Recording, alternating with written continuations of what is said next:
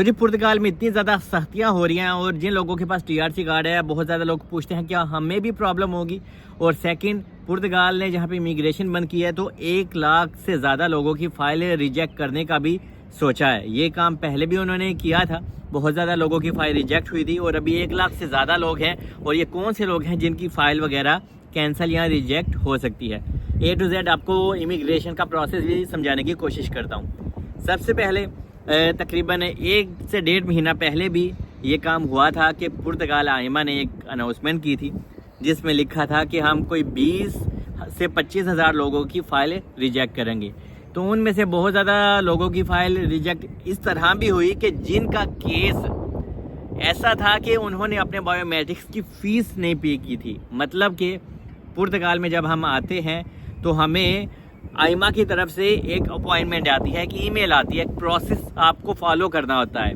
और हम लोगों को अपने बायोमेट्रिक्स की, अपने टीआरसी कार्ड जब हम अप्लाई करने वाले होते हैं तो हमें 400 यूरो भी पे करना होता है, जो कि अगर मैं एग्जैक्ट आपको अमाउंट बताऊं तो 397 यूरो और कुछ सेंट ये गवर्नमेंट की फ़ीस होती है आइमा की, जो हमने टीआरसी कार्ड लेने के लिए पे करनी होती है।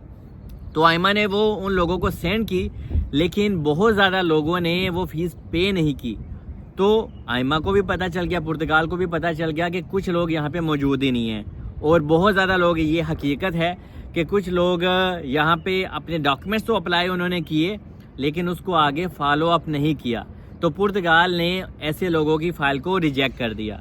और अभी इसमें दूसरी कैटेगरी क्या है कि जो लोग यहाँ पे मौजूद हैं और वो किसी और कंट्री में हैं, इवन वो टैक्स भी पे कर रहे हैं, फिर भी उन्होंने फ़ीस भी पे की है और फिर भी वो अपने बायोमेट्रिक्स की डेट पे नहीं गए।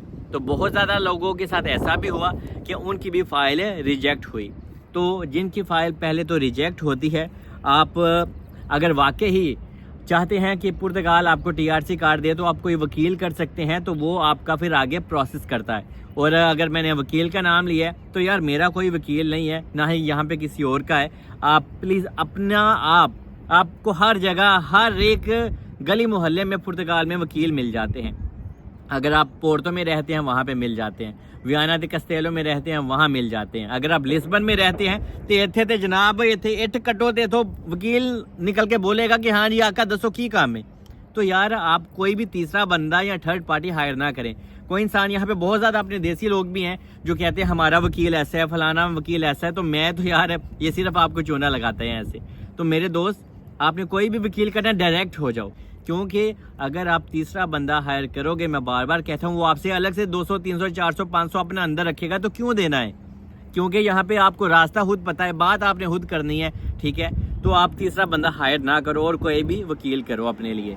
और अभी जो कल आइमा ने अनाउंसमेंट किया है कि कोई 1,70,000 लोगों की भी फ़ाइल को टर्मिनेट किया जा सकता है, रिजेक्ट किया जा सकता है। तो ये वही लोग हैं जिनकी मैं बात कर रहा हूँ कि या तो वो यहाँ पे है ही नहीं है, या तो फिर उन्होंने अपना प्रोसेस फॉलो अप नहीं किया। और कुछ ऐसे भी लोगों की फ़ाइल रिजेक्ट होगी कि जिनके डॉक्यूमेंट्स वगैरह पूरे नहीं थे और जिनके फालता आगे थे और बाद में उन्होंने आगे प्रोसेस ही नहीं किया, आइमा को रिपोर्ट ही नहीं की। तो ऐसे लोगों के साथ भी हो सकता है कि आपकी फ़ाइल आइमा रिजेक्ट कर दे। तो ये सारी चीज़ें आपके नॉलेज में अभी होनी चाहिए कि हालात इतने आसान और इतने अच्छे नहीं रहे। और अगर कोई ऐसा इंसान भी है जिसने अपने बायोमेट्रिक्स की फ़ीस पे कर दी हुई है और फिर भी उसकी फ़ाइल रिजेक्ट होती है, तो आप ऑफ कोर्स चैलेंज कर सकते हैं, क्लेम कर सकते हैं आइमा को। लेकिन यहाँ पे एक आइमा का सिस्टम बिल्कुल नहीं अच्छा, मुझे पसंद नहीं है। इससे लोग बेचारे परेशान हो रहे हैं, लोगों के पैसे ज़ाया हो रहे हैं। आसान लफ्ज़ों में कहूँ, पैसे ले लिए, ठीक है, काम नहीं किया हमारा, ये तो वो हिसाब हो गई। तो इस वजह से जिन लोगों ने पैसे पे कर दिए हैं, अगर उनके साथ भी ऐसा होता है तो या तो आप वकील तो करेंगे ही, लेकिन आप एक छोटा सा पीसफुल प्रोटेस्ट भी कर सकते हो, ताकि जिससे आप गवर्नमेंट को अपना आवाज़ पहुंचाओ। क्योंकि यार ये नाइंसाफ़ी है। होप कि आइमा इसके ऊपर कोई आप लोगों के लिए अच्छी इकदाम भी लेके आए और इकदाम लेके आएगा भी। और ये ज़्यादा इसलिए अभी हो रहा है क्योंकि जनाब कुर्सी का बहुत अंदर पंगा है, इलेक्शन हो रहे हैं और जब तक ये इलेक्शन ख़त्म नहीं होंगे, मैं बार बार कहता हूँ, ऐसी न्यूज़ आपको सुनने में मिलती रहेगी और चेकिंग भी होती रहेगी पुर्तगाल में, और ठीक ठाक दबा के होगी। क्योंकि 18 मई को या 20 मई को इलेक्शन हो सकते हैं और हर पार्टी यही चाहती है कि हमें कोई भी ऐसा मुद्दा मिले जिससे हम दुनिया को नज़र आएँ पुर्तगाल के लोगों को नज़र आए कि हाँ भाई हम काम कर रहे हैं। क्योंकि जो यहाँ पे इमिग्रेंट्स हैं वो इवन टैक्स भी पे करते हैं, बहुत ज़्यादा रूल भी फॉलो करते हैं, तो फिर भी उनके साथ ये ऐसे मसले मसाइल अभी कर रहे हैं जो कि एक अच्छी चीज़ नहीं है। लेकिन जो ही ये इलेक्शन ख़त्म हो जाएंगे तो ये सारी चीज़ें हो सकता है बहुत मामूल पे आ जाएंगी, तो आप परेशान ना हो। वो लोग बेचारे इल्लीगल हैं जो 3-4 जून के बाद आए थे और फिर भी वो पुर्तगाल में मौजूद हैं और उनका इल्लीगल स्टेटस है, तो आप लोगों के लिए काफ़ी ज़्यादा प्रॉब्लम है। तो आप लोग थोड़ी सी अपनी केयर करें, हया रखें। या तो मैं कहूँगा आप स्पेन चले जाएं, किसी दूसरे कंट्री में मूव हो जाएं जहां पे आपको पेपर मिल सकें। जैसे कि स्पेन का मैं जिक्र भी कर रहा हूं, तो Spain is a good option for you. और स्पेन में आपने स्टेप बाय स्टेप अपने डॉक्यूमेंट्स कैसे अप्लाई करने हैं उस वीडियो का लिंक मैं डिस्क्रिप्शन में भी दे दूंगा। लेकिन स्पेन की लाइफ भी आसान बिल्कुल नहीं है। लेकिन ये है कि जनाब जैसे पुर्तगाल में हम लोग जलील हवार होते हैं लेकिन TRC कार्ड मिल जाता है, स्पेन में भी ऐसा ही है। आपके पहले 6 महीने बहुत मुश्किल के होते हैं, बाद में आपकी सेटिंग बन जाती है, आपको कहीं ना कहीं काम भी मिल जाता है, तो आपकी चीज़ें आहिस्ता आहिस्ता स्पेन में भी थोड़ी आसान होना स्टार्ट हो जाती है। और जिन लोगों के पास पुर्तगाल में TRC कार्ड है, क्या उनके साथ भी कोई प्रॉब्लम हो सकती है? तो बिल्कुल नहीं। अगर आपने कोई क्राइम किया तो हो सकता है कि हाँ भाई आपको भी मसला हो, लेकिन नॉर्मली जिस इंसान के पास लीगल स्टेटस है पुर्तगाल में, जो प्रॉपर काम कर रहा है, उसको कोई परेशानी कोई मसला वगैरह नहीं होगा।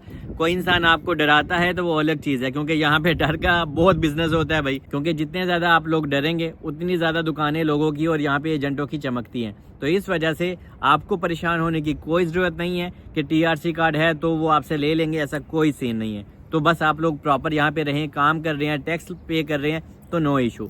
और जिन लोगों के कार्ड रिटर्न चले गए हैं, तो आइमा ने कुछ लोगों को ईमेल सेंड की थी कि हाँ आप लोग अपना TRC कार्ड कलेक्ट कर सकते हैं।